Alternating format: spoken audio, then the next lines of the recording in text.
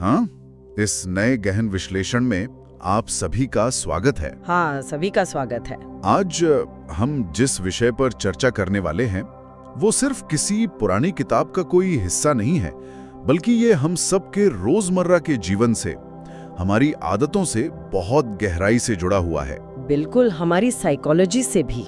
सही कहा। आज का हमारा विषय है भगवद गीता का अध्याय 17, जिसे श्रद्धात्रय विभाग योग कहा जाता है। मतलब श्रद्धा के 3 प्रकार। नाम सुनने में थोड़ा कठिन लग सकता है। हाँ, थोड़ा सा, लेकिन हम सभी ने कभी ना कभी सत्व, रजस और तमस, इन 3 गुणों के बारे में सुना जरूर है। हाँ, भारतीय संस्कृति में ये शब्द बहुत आम है। तो आज की हमारी इस चर्चा का जो मुख्य मिशन है वो सिर्फ इन शब्दों की परिभाषा रटना नहीं है, बल्कि ये समझना है कि कैसे हमारा मूल स्वभाव, यानी जो हमारा इनहेरेंट नेचर है, वो हमारी रोज की पसंद को तय करता है। और ये पसंद हर चीज में दिखती है। बिल्कुल, मतलब हम क्या खाते हैं, हम दान कैसे करते हैं, और यहाँ तक कि हमारी श्रद्धा का तरीका कैसा है। जरा सोचिए, क्या कभी आपके मन में ये विचार आया है कि 2 लोग बिल्कुल एक जैसा काम कर रहे हों, जैसे कि दान देना?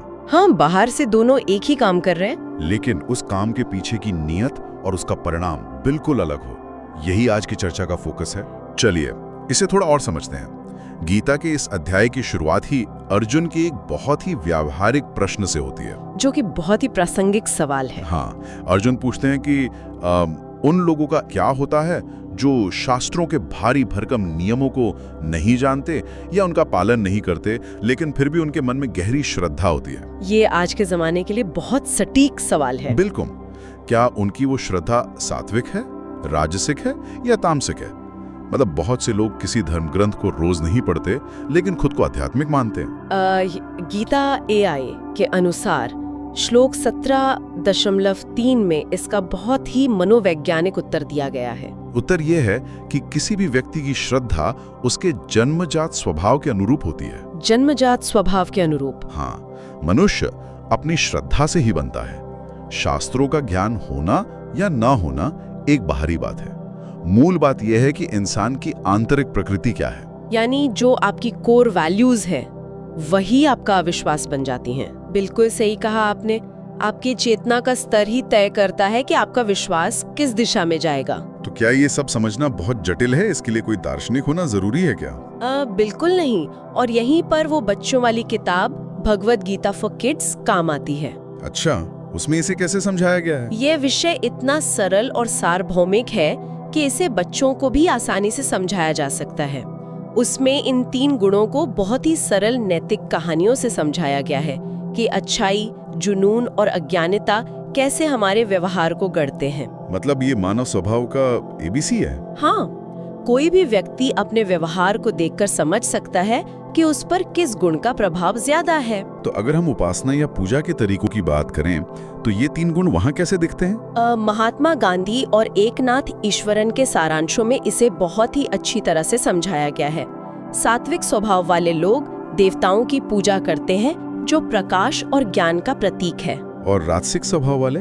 राजसिक लोग यक्षों और राक्षसों की पूजा करते हैं। राक्षसों की मतलब सचमुच के राक्षस? नहीं, यहाँ यक्ष और राक्षस को शाब्दिक अर्थ में नहीं लेना है। ये अंधाधुंध धन, शक्ति और भौतिक इच्छाओं के प्रतीक हैं। ओह, तो अगर आज के संदर्भ में देखें तो इसका मतलब है किसी बहुत पावरफुल या पैसे वाले इंसान को अपना आदर्श मान लेना। बिल्कुल, भले ही उसके एथिक्स कितने भी गिरे हुए क्यों ना हो। ऐसे लोग पूजा भी सिर्फ इसलिए करते हैं ताकि उन्हें कोई भौतिक सुख या प्रमोशन मिल सके। लेन देन वाली श्रद्धा होती है उनकी। और तामसिक लोग, तामसिक उपासना कैसी होती है? तामसिक स्वभाव वाले लोग भूतों और प्रेतों की पूजा करते हैं। ये पूरी तरह से अज्ञानता और डर पर आधारित है। इसमें कोई सच्ची श्रद्धा नहीं होती? नहीं, और नहीं कोई सही कर्मकांड होता है।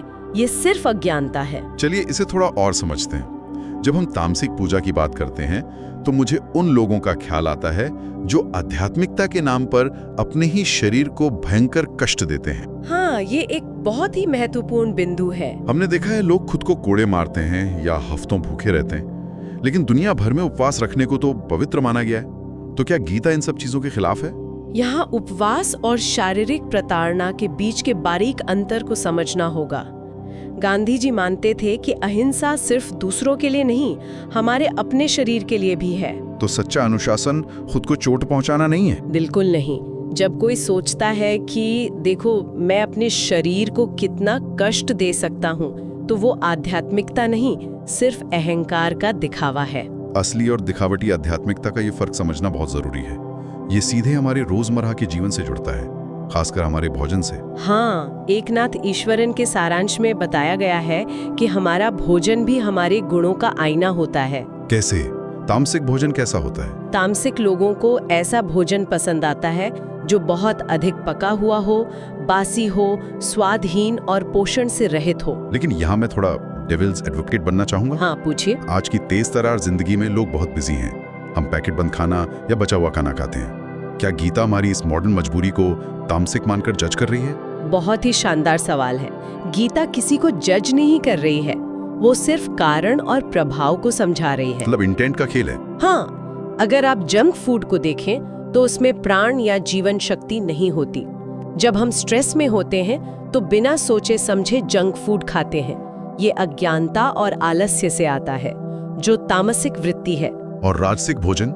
राजसिक भोजन बहुत तीखा, खट्टा या मसालेदार होता है। ये आज के हसल कल्चर की तरह है, दिन भर कॉफी पीकर खुद को मशीन की तरह दौड़ाना। इससे अंततः बेचैनी और बीमारियां ही आती हैं। ये तो बहुत सच है। तो सात्विक भोजन क्या है फिर? सात्विक भोजन वो है जो जीवन शक्ति बढ़ाता है। ये शुद्ध और स्वास्थ्यवर्धक होता है। ये सिर्फ खाने के बारे में नहीं, बल्कि माइंडफुल ईटिंग के बारे में है। आप क्या खा रहे हैं और कितनी शांति से खा रहे हैं। बिल्कुल। तो अगर शरीर को कष्ट देना तपस्या नहीं है और भोजन भी अनुशासन का हिस्सा है, तो सही तपस्या क्या है? ईश्वरन के सारांश से हमें 3 प्रकार के अनुशासन मिलते हैं। पहला है शारीरिक, इसमें सेवा, पूजा और आत्मनियंत्रण शामिल है। और दूसरा है वाणी का अनुशासन, यानी वाचिक तपस्या। इसमें सच बोलना शामिल है, लेकिन ऐसा सच जो दयालुता से भरा हो और किसी को ठेस न पहुंचाए। ये वाचिक तपस्या तो आज के जमाने में सबसे ज्यादा जरूरी है। इसका सीधा मतलब है कि सोशल मीडिया पर नफरत भरे कमेंट्स न लिखना भी एक बहुत बड़ी सात्विक तपस्या है। आपने बिल्कुल सटीक उदाहरण दिया। क्रोध में बोले गए शब्द राजसिक या तामसिक होते हैं। और तीसरा अनुशासन? तीसरा है मानसिक अनुशासन, सौम्यता, शांति और संयम। यानी आपके कर्म, आपके शब्द और आपके विचार तीनों का एक सीध में होना। और इस्कॉन के अनुवाद में श्लोक 17 में ये जोड़ा गया है कि जब ये तपस्या बिना किसी भौतिक लाभ की इच्छा के केवल परमेश्वर को प्रसन्न करने के लिए की जाती है, तो वह सात्विक कहलाती है। यहाँ बात बहुत दिलचस्प हो जाती है।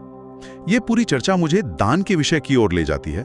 क्या दान करना या अच्छे काम करना भी कभी गलत हो सकता है? ये एक बहुत ही आम धारणा है कि दान कर दिया तो पुण्य मिल गया, लेकिन महात्मा गांधी कहते हैं कि दान एक पवित्र करने वाला कर्म है, पर अगर इसे निस्वार्थ भाव के बिना किया जाए तो ये सद्गुण भी दुर्गुण बन सकता है। सद्गुण का दुर्गुण बन जाना।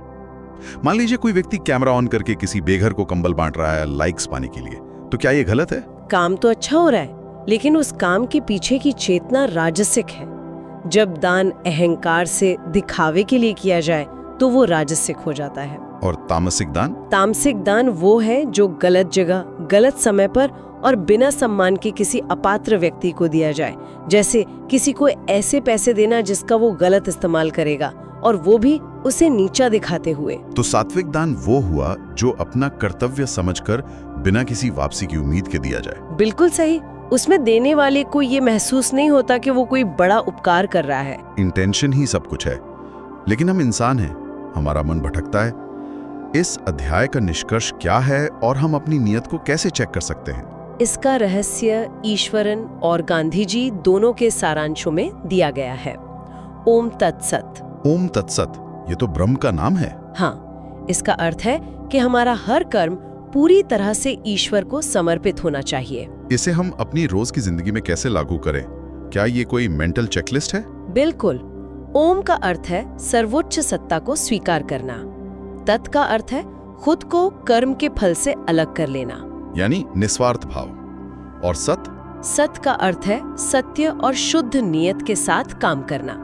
बिना श्रद्धा के किया गया कोई भी काम असत कहलाता है, जिसका न इस दुनिया में कोई मोल है और न आगे। बिल्कुल। इस पूरे विश्लेषण को अगर समेटना हो तो ये गीता का अध्याय 17 हमें सिर्फ ये नहीं बताता कि हमें क्या करना चाहिए, बल्कि ये सोचने पर मजबूर करता है कि हम कोई काम क्यों और कैसे कर रहे हैं। अगर हम इसे व्यापक दृष्टिकोण से देखें तो ज्ञान का वास्तविक मूल्य तभी है जब हम अपनी चेतना को तामसिक और राजसिक स्तरों से उठाकर सात्विक स्तर तक ले जाएं। सही कहा। हमारा भोजन, हमारे स्वत शब्द, हमारा दान, सब कुछ हमारे भीतर के इन गुणों का ही रिफ्लेक्शन है। केवल नियमों का पालन करना काफी नहीं है। हमारी जीवन शैली एक गहरी श्रद्धा से प्रेरित होनी चाहिए। ये सच में एक आंखें खोल देने वाली चर्चा रही है।